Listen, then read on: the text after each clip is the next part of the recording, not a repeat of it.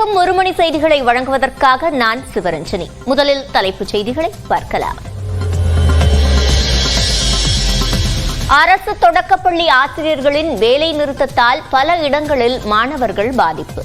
பழைய ஓய்வூதிய திட்டம் உள்ளிட்ட கோரிக்கைகளை வலியுறுத்தி ஆர்ப்பாட்டம்.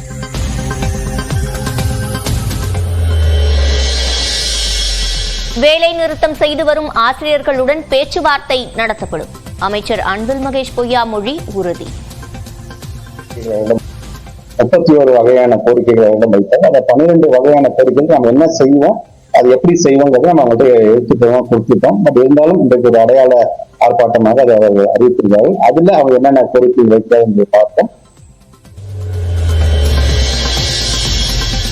திருச்சியில் 2000 கோடி ரூபாயில் உற்பத்தி ஆலையை அமைக்கிறது மின்னணு நிறுவனமான ஜேபிள். அமெரிக்கா சென்றுள்ள முதலமைச்சர் மு க ஸ்டாலின் முன்னிலையில் ஒப்பந்தம்.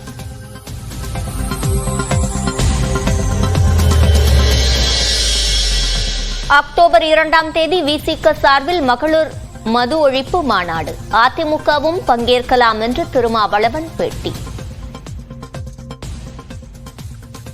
தயங்குகிற எல்லோருக்குமே அதிமுகவும் சொல்றாங்க, ஆனா நடைமுறைப்படுத்தல. இப்ப வேணா அவங்க எங்களோட சேரட்டும், இந்த மாநாட்டுக்கு வரணும்னு விரும்புறவங்களாம் வரட்டும். அதிமுக கூட வந்து பங்கேற்கலாம், அதிமுக கூட வரலாம், எந்த கட்சியும் வரலாம். மலையாள திரையுலகில் பாலியல் சுரண்டல் என ஹேமா கமிட்டி அறிக்கை அளித்து 3 ஆண்டுகளாகியும் நடவடிக்கை எடுக்காதது ஏன்? கேரள அரசுக்கு உயர்நீதிமன்றம் கேள்வி.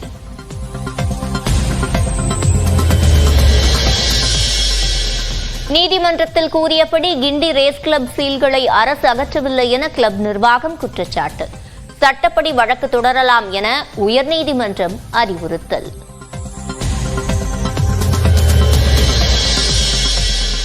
திருப்பூரில் மகாவிஷ்ணுவின் பரம்பொருள் அறக்கட்டளையை தடை செய்ய கோரி போராட்டம்.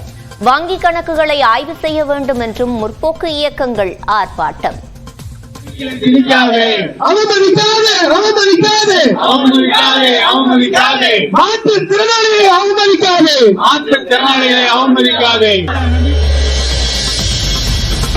ஆவடி அருகே அயப்பாக்கத்தில் சிறுமியை கடித்த நாய்.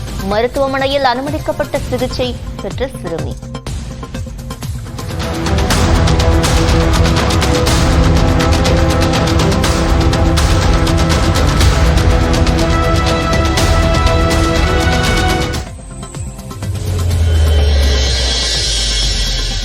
வந்தவாசி அருகே கோயிலுக்கு செல்லும் வழி மறிக்கப்பட்டதாக புகார். செல்போன் டவரில் ஏறி போராடியவர்களால் பரபரப்பு.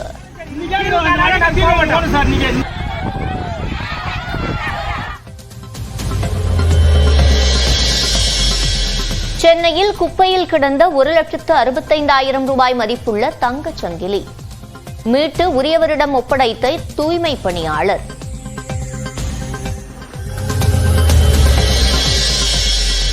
சேலத்தில் காவலர்களால் வீட்டு வேலைக்கு பயன்படுத்தப்பட்ட கைதியிடம் சிபிசிஐடி விசாரணை. வேலூர் சிறைத்துறை டிஐஜி உள்ளிட்ட 14 பேர் மீது வழக்கு பதியப்பட்ட நிலையில் நடவடிக்கை. சிவகங்கையில் வாலிபால் போட்டியை தொடங்கி வைத்த அமைச்சர் உதயநிதி. ஆட்சியர் அலுவலகத்தில் அனைத்து துறை அலுவலர்களுடன் ஆலோசனை.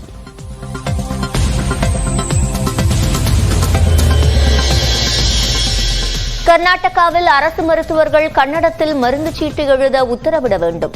சுகாதாரத்துறை அமைச்சருக்கு கன்னட வளர்ச்சிக் கழகம் வலியுறுத்தல்.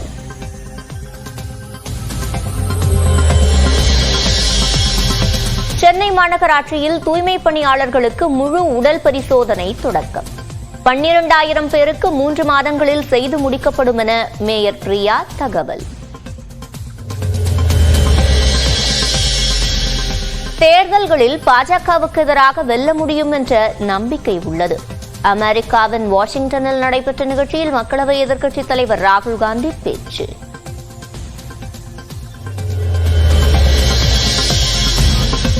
மார்க்சிஸ்ட் பொதுச் செயலாளர் சீதாராம் யெச்சூரியின் உடல்நிலை கவலைக்கிடம். நுரையீரல் தொற்றுக்கு டெல்லி எய்ம்ஸ் மருத்துவமனையில் சிகிச்சை.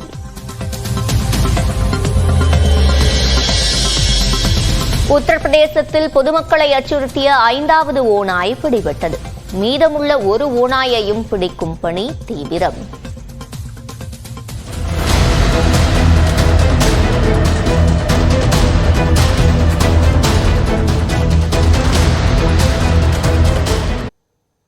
அரசு பள்ளி ஆசிரியர்களின் வேலைநிறுத்தத்தால் தமிழ்நாட்டில் பெரும்பாலான தொடக்கப் பள்ளிகள் இயங்க முடியாத நிலை ஏற்பட்டுள்ளது.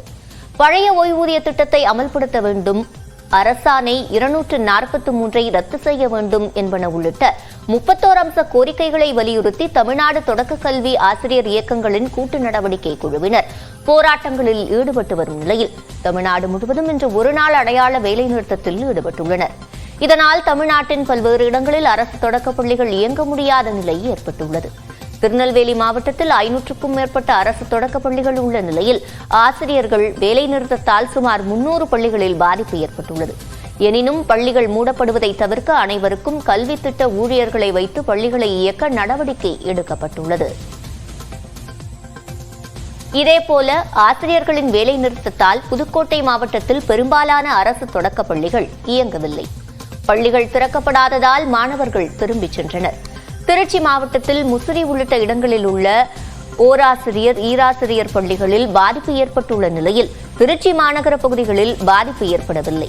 தஞ்சாவூர் மாவட்டம் ஒரத்தநாடு அருகே பூவத்தூர் கிராமத்தில் உள்ள தொடக்கப்பள்ளியை தலைமை ஆசிரியர் பூட்டிவிட்டு சென்றதால் பள்ளிக்கு வந்த மாணவர்கள் வெளியே அமரும் நிலை ஏற்பட்டது.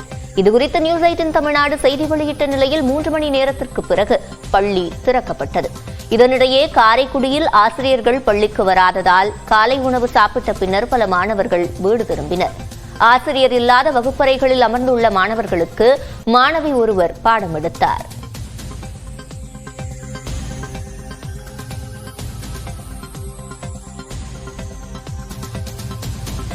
இந்நிலையில் வேலை நிறுத்தத்தில் கலந்து கொள்ளுமாறு வற்புறுத்தும் போராட்டக் குழுவினர் மீது துறை ரீதியாக நடவடிக்கை எடுக்கப்படும் என தொடக்க கல்வி இயக்குநர் எச்சரிக்கை விடுத்துள்ளார். எந்தவொரு பள்ளியும் ஆசிரியர்கள் இன்றி இயங்காமல் இருக்கக்கூடாது எனவும் பள்ளிகளில் இன்று கற்பித்தல் பணியில் தொய்வு இருக்கக்கூடாது என்றும் தொடக்க கல்வி இயக்குநர் அறிவுறுத்தியுள்ளார்.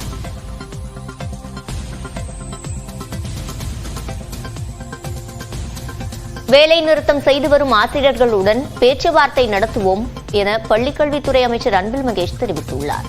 கொடைக்கானலில் செய்தியாளர்களிடம் பேசிய அவர் இதனை தெரிவித்தார். பொதுவாக நம்ம ஆசிரியர் சங்கங்களை பொறுத்த ஒரு உணர்வுகள் ஒவ்வொரு ஆண்டும் ஒரு விதமான கூட்டம் காம்ப்ரமைஸ் பண்ணி இந்த முறையும் அதே மாதிரி கேட்டு கிட்டத்தட்ட ஒரு 31 வகையான கோரிக்கைகளை வைத்தார். அந்த 12 வகையான கோரிக்கைகள் நம்ம என்ன செய்வோம், அது எப்படி செய்வோங்கிறத நம்ம அவங்கள்ட்ட எடுத்துட்டோம் கொடுத்துட்டோம். பட் இருந்தாலும் இன்றைக்கு ஒரு அடையாள ஆர்ப்பாட்டமாக அதை அவர் அறிவித்திருக்காரு. அதுல அவங்க என்னென்ன கோரிக்கை வைக்கிறாங்க பார்த்தோம். அதை பார்த்து உங்களை பொறுத்தவரையும் நம்முடைய ஆசிரியர் சங்கங்கள் வைக்கின்ற கோரிக்கையை பார்த்து காலை முழுக்க இந்த பக்கம் ஓடுற கூட்டம் நம்ம கிடையாது. அதை அழைத்து பேசி அது எது செய்ய முடியும், இப்ப எது செய்ய முடியும், எது காலத்தாமதம் என்பதை நாங்கள் தொடர்ந்து வலியுறுத்திக் கொண்டுதான் இருக்கின்றோம். அவருடைய உணர்வுகளை மதிக்கும் விதமாகத்தான் இதை நாங்கள் பார்க்கணும்.